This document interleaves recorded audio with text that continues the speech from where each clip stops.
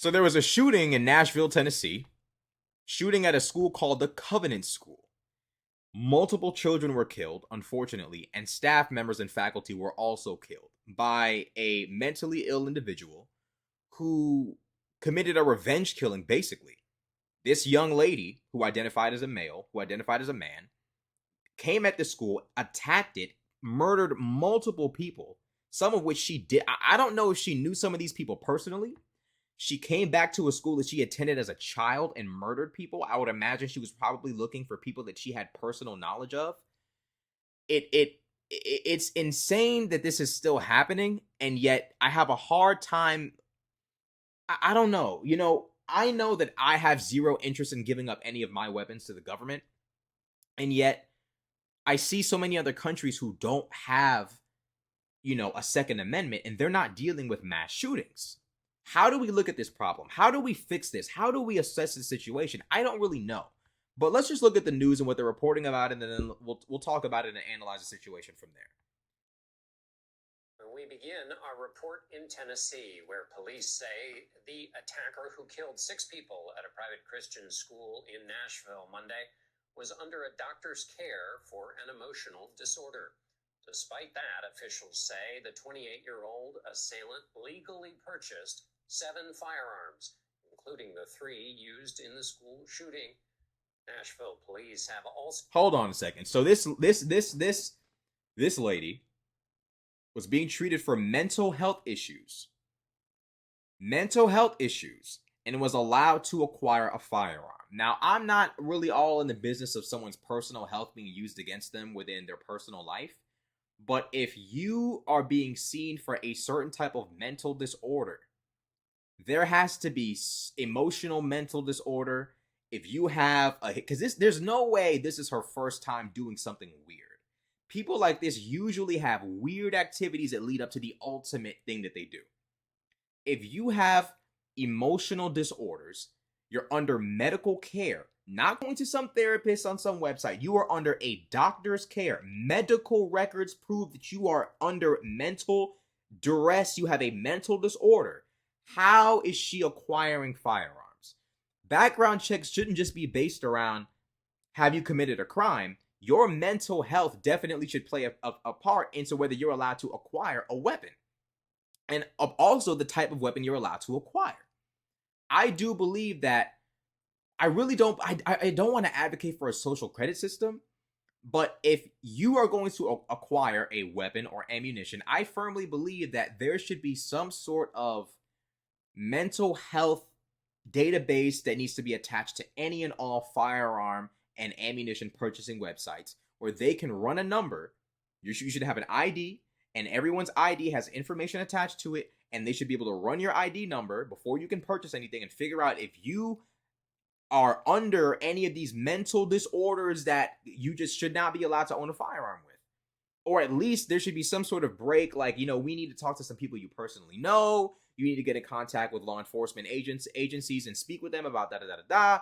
There should be some sort of process so people who are mentally ill can defend themselves, but can also be, there needs to be some sort of balance here. The fact that she's dealing with mental health issues under the care of an actual doctor, a licensed, not a therapist, not a counselor, a doctor, that to me is a cause for concern. Let's keep watching. So released body cam video of officers stopping the attack. Janet Shamlian has more details. First, the warning. We want to warn our viewers, the video you're about to see is disturbing. First floor main lobby. These are the moments Nashville police responded to the call of an active shooter. Yeah, I'm going to skip that video. I've already seen it, and the reason I'm skipping it is because there's graphic content within the video, and I'm not trying to get my video flagged, but if you want to go watch it, it is on YouTube. The Nashville police have posted it themselves. The footage is easily accessible. Everything is on there, although it is blurred. Everything is on there that you want to see, so go look it up yourself if you're curious about it. Now, the situation at hand, right? Who is this person? What is she about? What's her problem? Audrey Hale, a 28-year-old former Covenant School student, so she knows these people, allegedly. I'm not sure if the people she knew when she was a child still worked there, but maybe they did. She killed 6 people at the school on Monday, carefully planned the attack according to officials. Hale's parents, who lived with the shooter, said Hale was under a doctor's care for an emotional disorder. Nashville Police Chief John Drake said at a news conference Tuesday. So let's see. She killed young children. She killed innocent children. The head of the school. Now, this is pertinent because I would have to imagine she personally knows the head of the school. There's no way she killed the head of the school by mistake. She had to have known who this person was. The custodian. She might have even personally known the custodian. Like, these are some people that she probably knew. Now, I'm trying to understand what the heck was her motive. You kill a 9-year-old? You kill a custodian? What could you possibly accomplish from doing this shit? The mental, the tolerance of mental illness is absolutely ridiculous at this point. It's absolutely ridiculous. This is like, what is this individual's problem? She apparently identified as trans, right? The authorities continue to work to answer questions about who Hale was and the motive behind the school shooting. While the shooter's gender identity is unclear, police told CNN Hale was assigned female at birth and that Hale used male pronouns on social media. It's clear what her gender identity is. She thinks she's a man. She identifies as a man. Whatever. Like, I'm not in the business of telling people that they can't do anything, but, right, it's very obvious what her gender identity was. Now, she sent a message to a former classmate by the name of Averiana Patton. And Averiana Patton says, I knew her well when we were kids, Patton told Lemon on CNN this morning, Tuesday. Patton, now a Nashville radio host, said she hadn't had a relationship with the suspect since they were children and has only ever referred to Hale as Audrey or she. I didn't know the adult. I didn't know that side of her, Patton told Lemon when asked about the suspect. Patton said she received the Instagram message at 9:57 a.m., which read, one day this will make more sense. I've left more than enough evidence behind, but something bad is about to happen. Just an absolute, just massive case of mental illness. I struggle to understand what this, you message a person you don't know. You're under doctor's care for an emotional disorder. You're messaging people you haven't seen since you were a child about going to shoot up a school. What is the mental, and here's the part that we don't want to talk about. What is going on with our country? What kind of people are we producing in this country? I genuinely want to know. Because yes, guns do play a part in it. It's no surprise that nations that have banned the civilians' right to own a firearm, it's no surprise to me that they don't have mass shooting problems. But look at Switzerland. Now, of course, that's a small country. Not a lot of room for mass shootings. When you have a nation made up of 50 states and 350 million plus people, there's a lot of room for anything to happen. However, I think Switzerland. If I said Sweden before, forgive me, that was very ignorant of me. Switzerland, a very small country, their citizens have the right to bear arms. Despite the fact that it is a small country, how have they gone so long without a mass shooting? What is it that's going on? What are we producing in this country? What kind of mental illness is going on in our country? What is happening? Because right now, we're constantly seeing these situations of mass shootings, mental illness, and we're not acknowledging the full picture. We want to talk about guns and firearms. We also don't want to talk about the mental illness, the mental health that goes behind these things. Now, there's only one solution that's being circulated right now. The one solution is we need to ban AR-15s. That is the main solution being pushed by the left. The left is saying, hey, look, guys, we don't know who the next shooter is going to be. We can't predict it. We can't see the future. We don't know what's going to happen with people's mental health. Someone completely normal could buy a gun. One day, 5 years later, they go crazy and shoot up a mall. We don't know what's going to happen. How about we just solve the problem completely by banning all AR-15s? Now, I firmly believe that there's no way you can truly stop mass shootings without banning any and all semi-automatic firearms, which goes for handguns, hunting rifles, and the like. I don't believe that you can truly get rid of this by just banning the big, bad, scary black AR-15 gun. I don't think it's possible. So then we have to reconcile and maybe even not even reconcile, maybe wrestle with the fact, right? Because if we're looking for a solution that can satisfy the Second Amendment and satisfy our desire for safety as citizens, we have to wrestle with the fact that banning AR-15s is not the end. Eventually, mass shooters are going to say, okay, you know what, getting an AR-15 is pretty difficult. I still want to commit this act of evil and demonic behavior. So what I'm going to do is I'm going to go get a handgun instead. At some point, the weapon of choice for these mass shooters will change. It will change. It will definitely change. And at that point, we have to figure out, like, what are we going to do? Are we going to ban all semi-automatic weapons? Are we going to ban handguns as well? Because although handguns do not pack the same punch and power as an AR-15, they can still kill multiple people, especially if someone has multiple handguns and multiple magazines. They can do just as much damage as an AR-15. What are we going to do? What is the solution? I don't know. I could sit here and tell you guys, you know, just ban all AR-15s, but I know I wouldn't give up my proverbial AR-15 if I had one. I wouldn't give it up. I just wouldn't give it up. Like, if I had one, I wouldn't give it up. I'm sorry, I wouldn't. My personal safety from a burglary, to me, is extremely important. And whether people want to admit it or not, you're more likely to be burglarized than you are to get caught up in a mass shooting. And God forbid that happens to any of us. Either happens to any of us.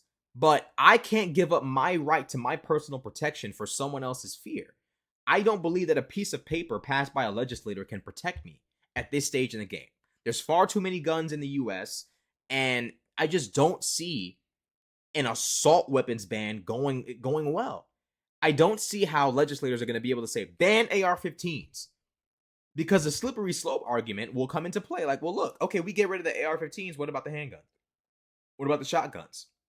What about crossbows? What else are we going to get rid of? I don't know what the solution is. I want to hear from you guys. I want to hear, because I'm not going to sit up here and act like I know what the answer is, and I know what the solution is, and this is what I want for America. I don't know. I know I wouldn't give up my AR-15 if I had one, but I'm also sick and tired of the mass shootings. And something also, what made, I could be wrong about this, but between Columbine and Sandy Hook, it almost feels like there was a very big gap of time between the two. There could have been other mass shootings in between. I could be wrong. I was a child in between, Columbine and Sandy Hook. I was a child. I can't remember it at all. But it feels like mass shootings were not as common from 2000 all the way up to like 2013. It feels like in between that time, things were kind of normal, maybe. And after that, it just became this steep and horrible incline. And I'm just wondering what is going on with people's mental health. Is it a desire for attention? Is it a desire for people to know their name? Like, what's going on with the people who commit these acts? And how do we mitigate this? Because I personally don't trust a piece of paper to protect me. I know that if a mass shooting were to happen around me, my only safety is running away and having a firearm on me in the event that I run into the shooter. That's the only protection I'm going to get. Because at this stage in the game, I don't see legislation saving me. There's far too many guns in circulation in the United States of America. Far too many parts that it's just too much. I don't trust my safety in the hands of legislators. Furthermore, I don't trust the police. I like the police, but I don't trust the police entirely. How many crazy people, let's use the word crazy, how many crazy people have acted in such a way that they've attracted the attention of the FBI, and somehow, some way, the FBI did not do something to stop these people from being able to possess firearms? Somehow, some way, we don't have laws passed where people who are clearly mentally ill don't have some sort of law that says, look, if you have someone who's mentally ill in your house and you own a firearm, your firearm needs to be under lock and key at all times when you're not attending to it. If you're not using it, it needs to be locked away at all times unless you need it, unless you're going somewhere, unless you're utilizing it for something. It needs to be locked away. If you yourself are mentally ill, saying crazy stuff on the internet like nigga, let's cruise, or you're clearly dealing with some sort of crazy mental disorder that causes acts of violence, you should not be allowed to just purchase 7 different firearms like this individual here who committed this mass shooting. I don't know what the solution is. And I'm not going to sit here and act like I'm cool with the solution that we're currently suggesting. I'm not saying it's wrong. I'm just saying I know that I personally couldn't align myself with giving up an AR-15 because someone told me to.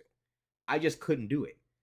You know, I can't. I just can't put my faith. I can't put my safety in the hands of the police. I can't put my safety in the hands of legislators who don't mind the people around them having AR-15s, police, personal security, whatever the case might be, but don't want me to have one. I personally can't get behind that. There's something going on with the mental health of our people in this country, and I don't know what it is. Eventually, we will pin it down and we will find out what it is, but man, it's a terrible event, and I don't know what the solution is. But I'm sure some people in the comment section, I'm sure plenty of y'all think you know more than me. And if you do, shit, by all means, comment in the comment section. Tell me what you guys think. Like, comment, subscribe. I'm out.